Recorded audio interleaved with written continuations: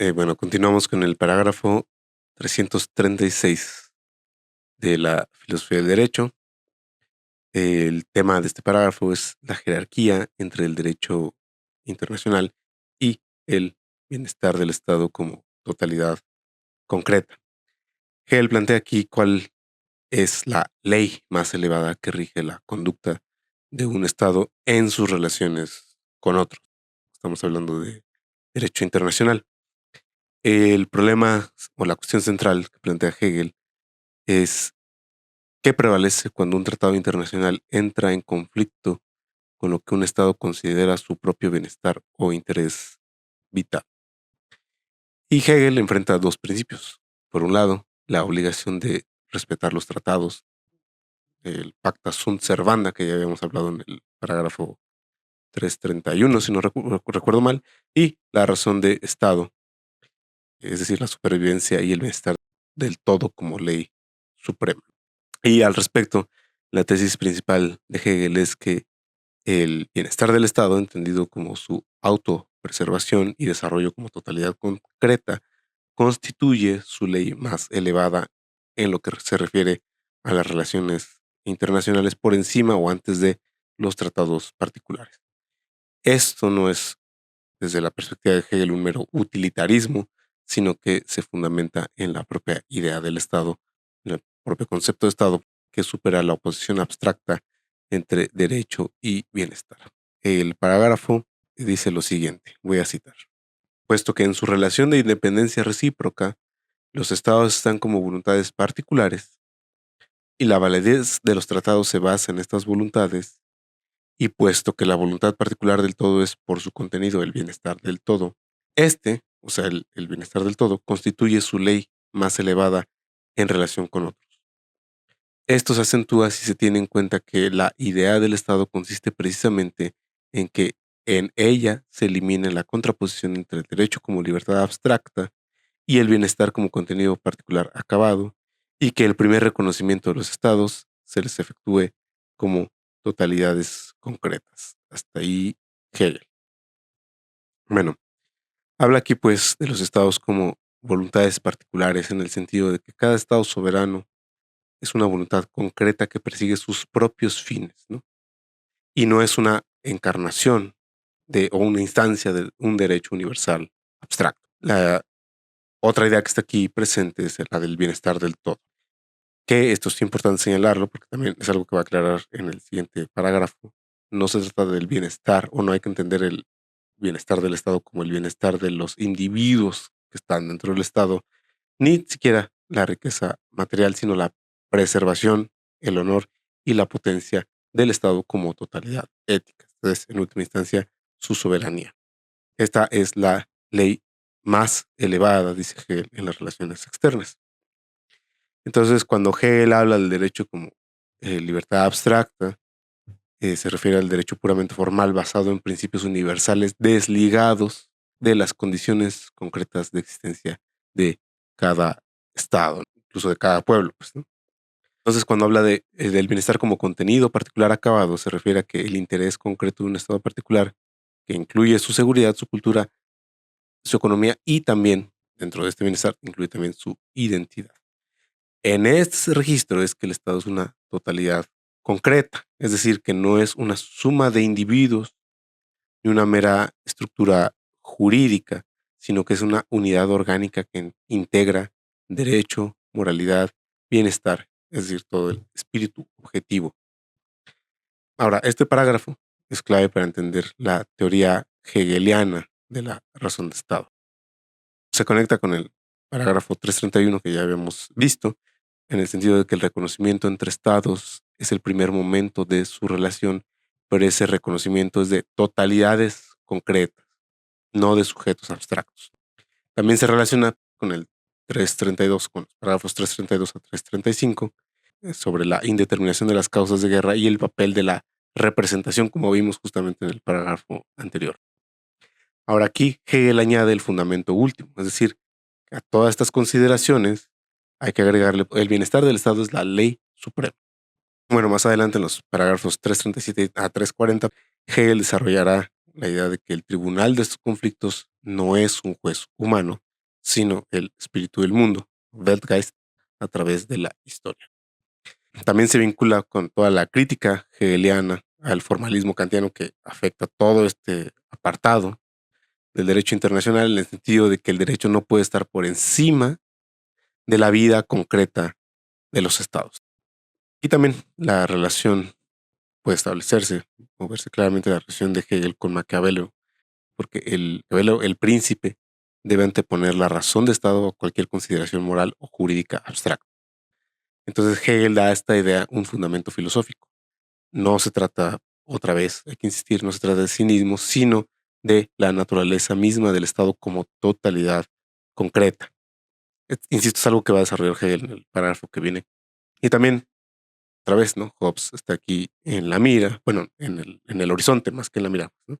En el sentido de que el derecho a la autopreservación es el fundamento de toda obligación. Para Hobbes, en el estado de naturaleza, que para Hegel es el estado de las relaciones interestatales, el soberano no está obligado por tratados si estos amenazan la seguridad del Estado.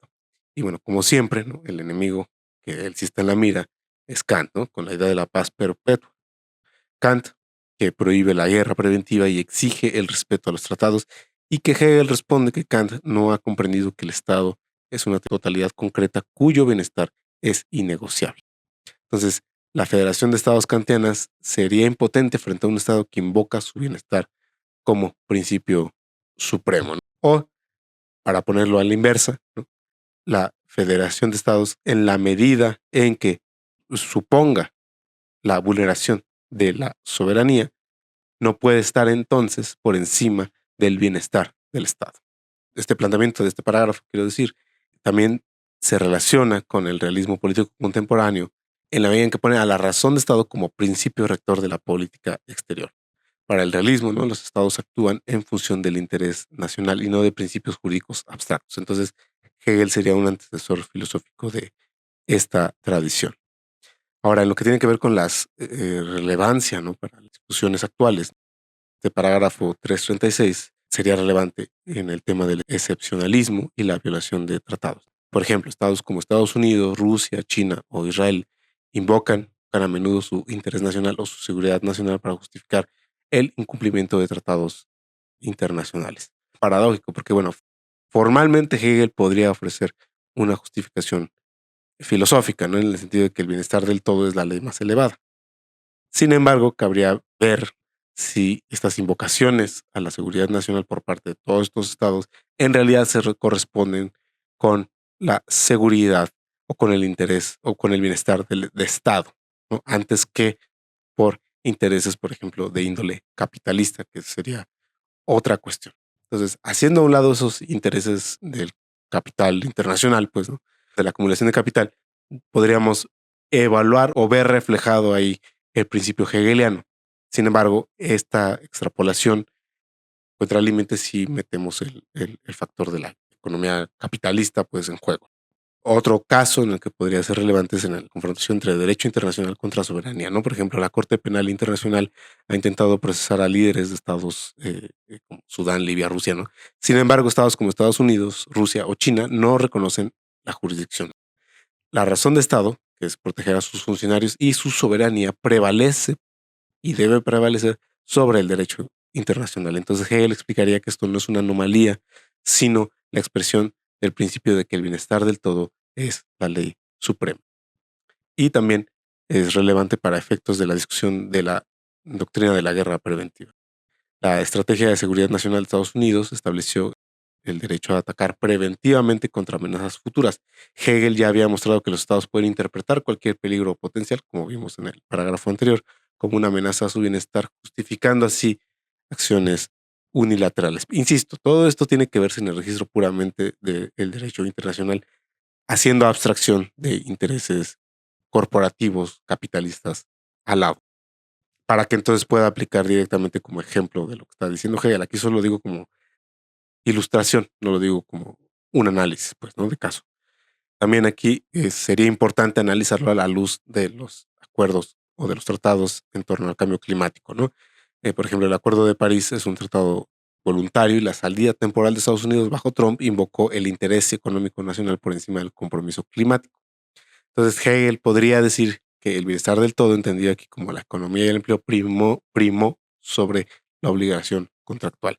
Insisto, todo esto es un análisis, son ejemplos formales, no es que yo esté suscribiendo este análisis, solo pongo ejemplos para que puedan ser pensados a la luz de lo que está diciendo Hegel. Y bueno, Hegel, eso sí es claro, es adversario, y eso sí podríamos decirlo con certeza, del cosmopolitismo jurídico. Por ejemplo, Kant o Habermas, ¿no? Que aspirarían a establecer un derecho global con primacía sobre los estados nacionales. Para Hegel, mientras no exista un poder mundial efectivo, la razón de Estado será siempre el recurso último. Y esto sigue siendo relevante frente a discursos sobre la comunidad internacional, ¿no? Que a menudo chocan con la realidad de la soberanía estatal. Entonces, bueno, advierto esto, ¿no? Que un peligro sería la interpretación de que Hegel podría estar justificando cualquier atrocidad en nombre del bienestar del Estado. Sin embargo, Hegel no dice que el Estado puede hacer cualquier cosa. El bienestar del Estado debe ser un bienestar racional, es decir, es, es bienestar de Estado en la medida en que la existencia de ese bienestar se corresponde con el concepto de Estado. Si no, simplemente es un eufemismo para esconder intereses particulares, ¿no? Como mencionaba hace rato sobre los intereses capitalistas corporativos que podrían estar rigiendo o atentando de facto la soberanía nacional. Pero en la práctica, pues, ¿no? Entonces, ¿quién es el que puede juzgar ese bienestar? Entonces, Hegel remite, en última instancia, ese juicio al tribunal de la historia y no a un tribunal humano contemporáneo. Pero insisto, hay que tener el matiz de que Hegel no está hablando de decisiones arbitrarias por parte de funcionarios que estén desligados del concepto de Estado, sino que el bienestar estatal es real en cuanto que en efecto funciona como una expresión de la soberanía del Estado. Entonces, hecha esa salvedad, tómense todos los ejemplos que puse con pinzas bajo esa salvedad. Conclusión, el parágrafo 336 de la filosofía del derecho formula con claridad el principio de la razón de Estado hegeliana, ¿no? En el sentido de que en las relaciones internacionales el bienestar del Estado como totalidad concreta es su ley más elevada por encima de los tratados particulares y del derecho abstracto. Hegel, otra vez hay que insistir, no está glorificando el cinismo o el mero efecto del poder, sino que está reconociendo que el Estado no es solo una asociación jurídica, sino una realidad ética y espiritual cuya preservación es el fundamento de todas las obligaciones externas. Si no, esas obligaciones externas no tienen sentido como obligaciones de un Estado para con otros. La tensión entre derecho internacional y soberanía no es, pues, un accidente, sino la estructura misma de las relaciones interestatales, dada la existencia del concepto de Estado. Esta tesis sigue siendo, pues, actual, ¿no? En el sentido de que desde las guerras preventivas hasta el abandono de tratados ambientales, desde el excepcionalismo de las potencias hasta la impotencia de los tribunales internacionales, la razón sigue, operando como el principio real, aunque no siempre confesado, de la política exterior.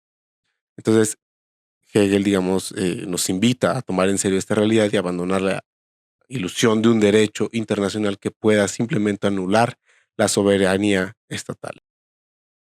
Insisto, la lección aquí no es el cinismo, o la invitación aquí no es el cinismo, sino la evaluación conceptual realista. Realista no por empiricista, sino por conceptual, en la medida en que descubrimos en la realidad la integración conceptual de la realidad, pues, ¿no?